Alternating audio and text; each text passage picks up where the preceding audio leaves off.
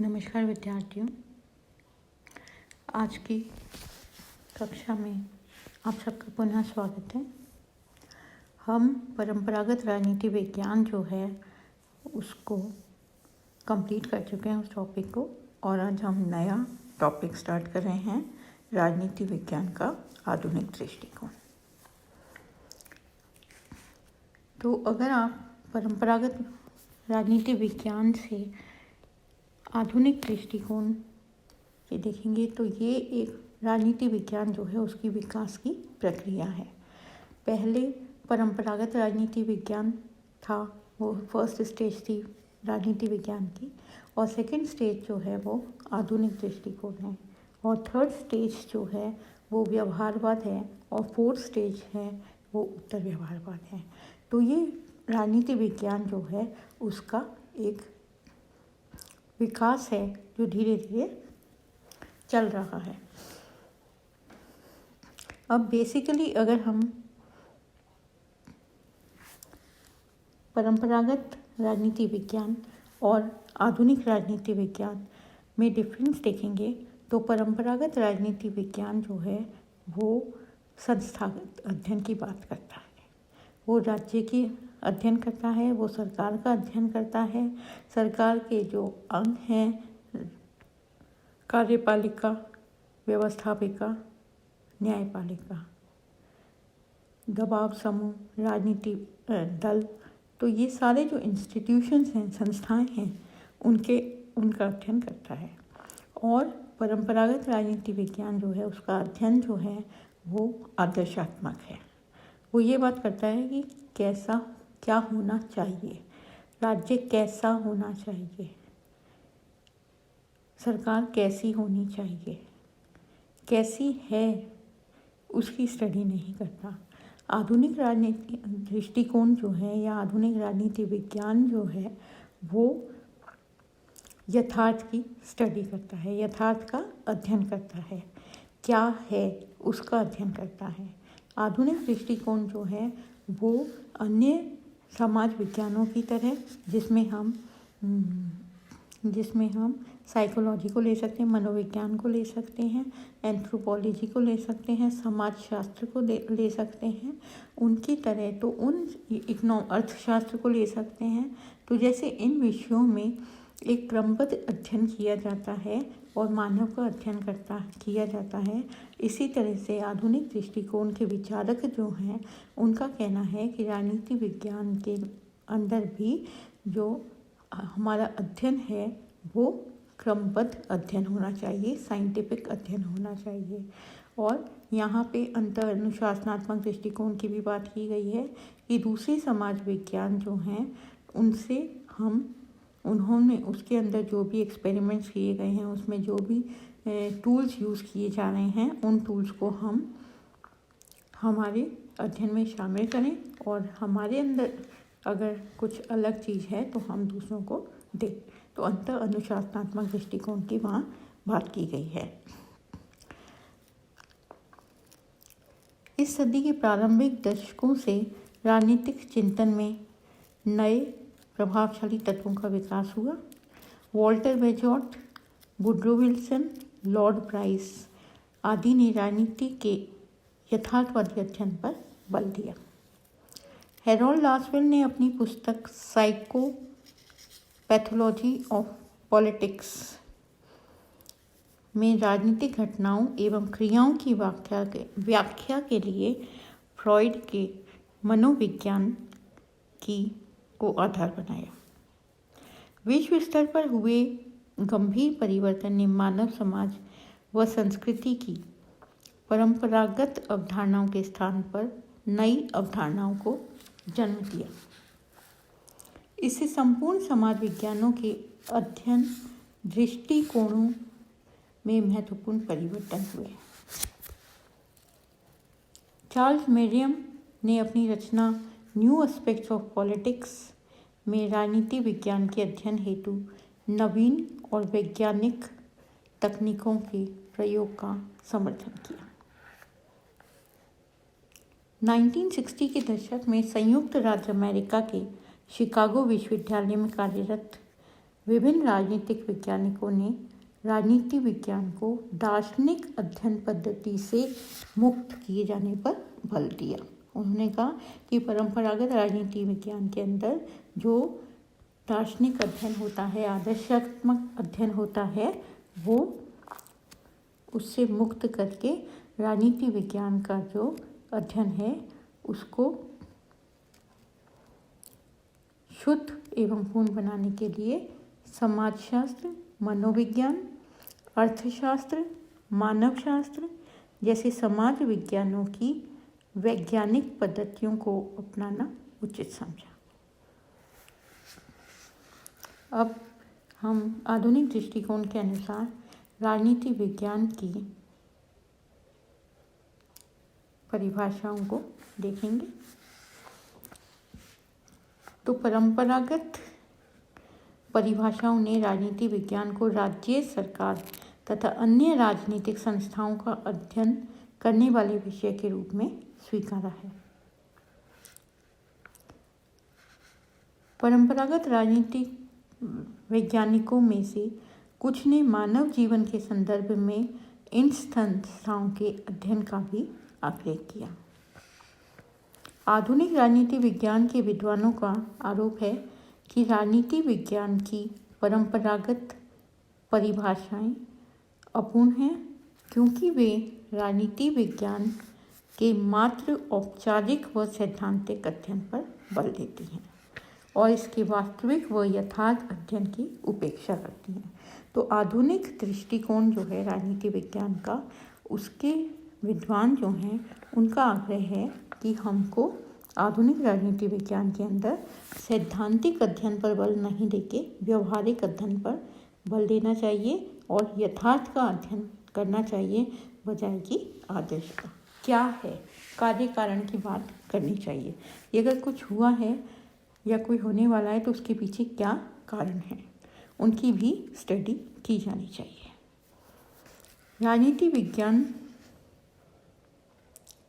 ने आधुनिक दृष्टिकोण के अनुसार निम्नलिखित आधारों पर इस विषय की परिभाषाएं दी हैं। फर्स्ट है, राजनीति विज्ञान मानव क्रियाओं का अध्ययन है। मानव क्रियाओं का अध्ययन है। तो आधुनिक राजनीति वैज्ञानिक जो हैं उनका मानना है कि राज्य जो परंपरागत राजनीति वैज्ञानिक जिन की स्टडी की बात कर रहे हैं, राज्य है, सरकार है, राजनीतिक दल है, दबाव समूह है, तो वो संस्थागत अध्ययन की बात कर रहे हैं। पर वो संस्थाएं जो हैं उनकी उत्पत्ति क्यों हुई है, किसके लिए हुई है, वो व्यक्ति के लिए हुई है, मानव के लिए हुई है। तो अगर हम सिर्फ संस्थाओं का अध्ययन करेंगे और मानव का अध्ययन को हम छोड़ देंगे तो हमारा अध्ययन जो है वो अधूरा रह जाएगा।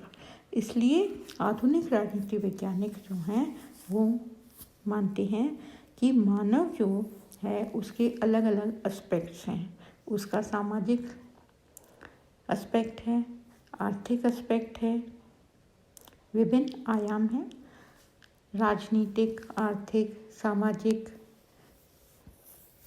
वैज्ञानिक, शिक्षा से संबंधित अलग अलग आयाम हैं।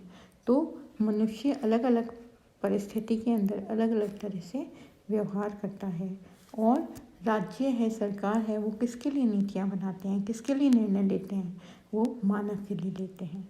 तो इसलिए हमको अपने अध्ययन के अंदर मानव का जो व्यवहार है उसको स्टडी करना चाहिए। मानव के जो एक्शंस हैं उसको हम छोड़ नहीं सकते, उनको भी हमको अपनी अध्ययन में शामिल करना पड़ेगा। तो मानव के राजनीतिक व्यवहार तथा क्रियाओं को राजनीतिक कार्यक्रमों के साथ ही सामाजिक, आर्थिक, धार्मिक व मनोवैज्ञानिक आदि गैर राजनीतिक कारक भी प्रभावित करती हैं। तो आधुनिक राजनीति वैज्ञानिकों का मानना है कि हमको राजनीतिक के साथ साथ गैर राजनीतिक कारक हैं उनकी भी स्टडी करनी चाहिए। राजनीति विज्ञान एक ऐसा विज्ञान है जो मानव के राजनीतिक व्यवहार का उससे संबंधित राजनीतिक एवं गैर राजनीतिक कारकों के संदर्भ में अध्ययन करता है। हंटिंगटन का कथन है, राजनीतिक व्यवहारवाद शासन को मानव और उसके समुदाय के कार्यों की एक प्रक्रिया के रूप में स्वीकारता है। जुवेनेल के अनुसार राजनीति विज्ञान व्यक्तियों के बीच पाए जाने वाले उन राजनीतिक संबंधों का अध्ययन करता है जो उनके परस्पर साथ साथ रहने के कारण स्वतः ही पैदा हो जाते हैं।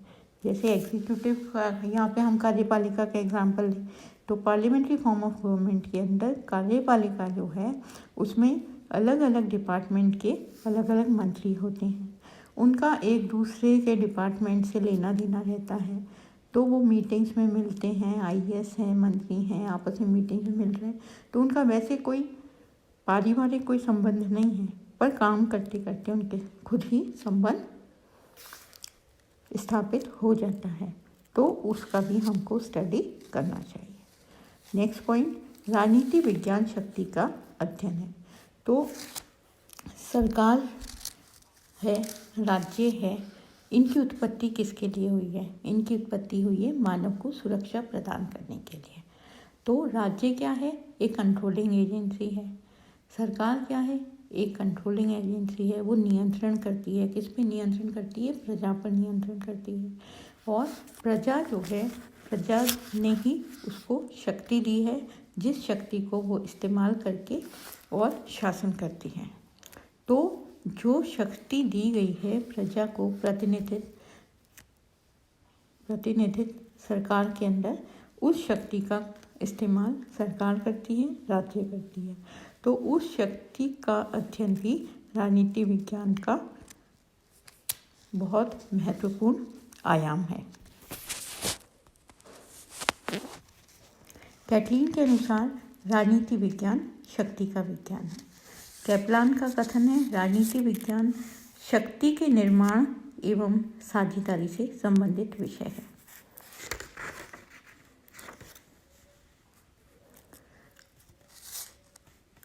हसजार एवं स्टीवनसन ने के अनुसार राजनीति विज्ञान प्रमुख रूप से शक्ति संबंधों का अध्ययन करता है।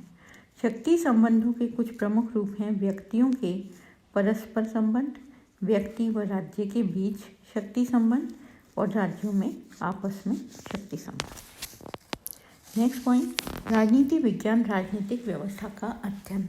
अब परंपरागत राजनीति विज्ञान के अंदर हमने जो शब्द बार बार हम यूज़ कर रहे हैं राज्य, तो और आधुनिक राजनीति वैज्ञानिक जो हैं उन्होंने टर्मिनोलॉजी को चेंज कर दिया है और वो यहाँ पे राज्य नहीं बोल के उसको राजनीतिक व्यवस्था का नाम दिया है। वो कहीं भी राज्य शब्द का उपयोग नहीं करके वो उन्होंने शब्दावली को बदल दिया और राज्य के बजाय वो राजनीतिक व्यवस्था। तो जहाँ भी राजनीतिक व्यवस्था की बात हो रही है वो राज्य से ही संबंधित है। राजनीति विज्ञान को उसकी समाजशास्त्रीय पृष्ठभूमि में परिभाषित करती है। संपूर्ण समाज स्वयं में एक व्यवस्था है और राजनीतिक व्यवस्था इस संपूर्ण समाज व्यवस्था की एक उपव्यवस्था है तथा वह उसके एक अभिन्न भाग के रूप में होती है। राजनीतिक व्यवस्था में क्रियाशील संरचनाएं होती हैं, जैसे संविधान हो गया, सरकार के तीनों अंग हो गए, राजनीतिक दल, दबाव समूह हो गया, जनमत हो गया, निर्वाचन हो गया। तो व्यक्ति का राजनीतिक व्यवहार जो है वो भी राजनीतिक व्यवस्था का एक अंग है। राजनीति विज्ञान संपूर्ण समाज व्यवस्था के एक अंग के रूप में राजनीतिक व्यवस्था की संरचनाओं की पारस्परिक क्रियाओं एवं संबंधों का तथा व्यक्ति की राजनीतिक व्यवहार का अध्ययन करने वाला विज्ञान है। राजनीतिक व्यवस्था का अध्ययन करने वाले एक विज्ञान के रूप में राजनीति विज्ञान अग्रलिखित तथ्यों का अध्ययन करता है। पहला, संपूर्ण समाज व्यवस्था के एक अंग के रूप में राजनीतिक प्रक्रिया का अध्ययन।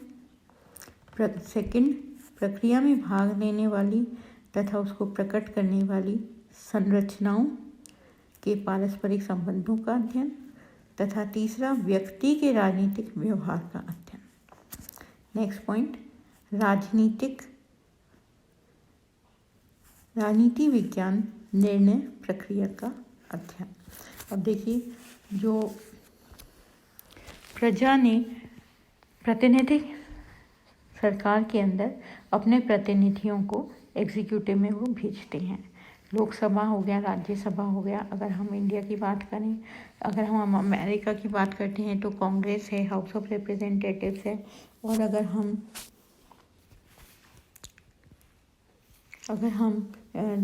ब्रिटेन की बात करेंगे तो हाउस ऑफ लॉर्ड्स है, हाउस ऑफ कॉमन्स है। तो वहाँ पे हम अपने प्रतिनिधि जो हैं उनको चुन के भेजते हैं। तो अब उनका जो कर्तव्य क्या है कि वो प्रजा के लिए अच्छी नीतियाँ बनाएं, ऐसी नीतियाँ बनाएं जिससे मैक्सिमम जो पॉपुलेशन है उसको उससे फ़ायदा होना चाहिए। ऐसे निर्णय लेने चाहिए जिससे मैक्सिमम पॉपुलेशन को उससे फ़ायदा होना चाहिए। इसी के लिए उनको हमने शक्ति प्रदान की है। और अगर वो अपने कर्तव्य को पूरी तरह से पूर्ण निष्ठा से पूर्ण करते हैं तो अच्छी बात है, और अगर वो पूर्ण नहीं करते तो दूसरा उनको हटा के दूसरे चुनाव की बात की जा सकती है और उनकी जगह दूसरे प्रतिनिधि जो हैं उनको बिठाया जा सकता है। तो राजनीति विज्ञान एक ऐसा विज्ञान है जो किसी शासन की नीति प्रक्रिया एवं उसके द्वारा नीति निर्माण का अध्ययन करता है, विशेषकर इन दोनों को प्रभावित करने वाले कारकों के संबंध में। किसी मामले में नीति प्रक्रिया से गुजरना और नीति का निर्माण करना स्वयं मानव जीवन का एक अभिन्न अंग है। राजनीतिक जीवन में शासन के नाम पर निर्णय लेने का कार्य स्वयं व्यक्ति करते हैं और इसलिए निर्णय की प्रक्रिया एवं निर्णय निर्माण पर निर्णयकर्ताओं के व्यक्तित्व, अभिरुचि, संस्कृति, धर्म, राजनीतिक विचारधारा, मानसिक स्तर, निर्णय लेने की शक्ति आदि के तत्वों का पर्याप्त प्रभाव पड़ता है। तो राजनीति विज्ञान शासन की नीति प्रक्रिया व नीति निर्माण के अध्ययन में सभी तत्वों की भूमिका का भी मूल्यांकन करता है। और ये हमने देखा 4 पॉइंट्स आधुनिक राजनीति विज्ञान की परिभाषाओं से संबंधित। पहला, राजनीतिक विज्ञान मानव क्रियाओं का अध्ययन है। दूसरा, राजनीति विज्ञान शक्ति का अध्ययन है।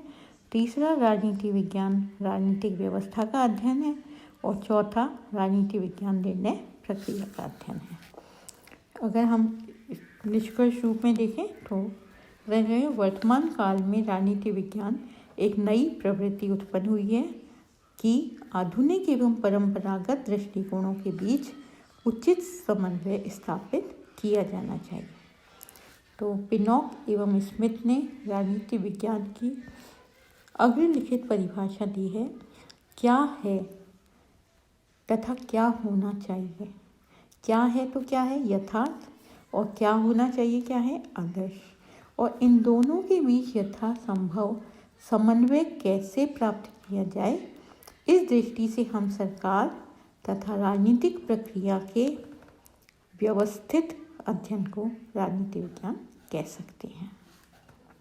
तो वर्तमान काल में राजनीति विज्ञान के अंतर्गत राजनीतिक प्रक्रियाओं के साथ ही राजनीतिक संस्थाओं व संगठनों का भी अध्ययन किया जाना चाहिए तथा राजनीतिक प्रक्रियाओं के परिणामों को आंकने के लिए मूल्यात्मक दृष्टिकोणों को स्वीकारना स्वयं मानवता के हित में है।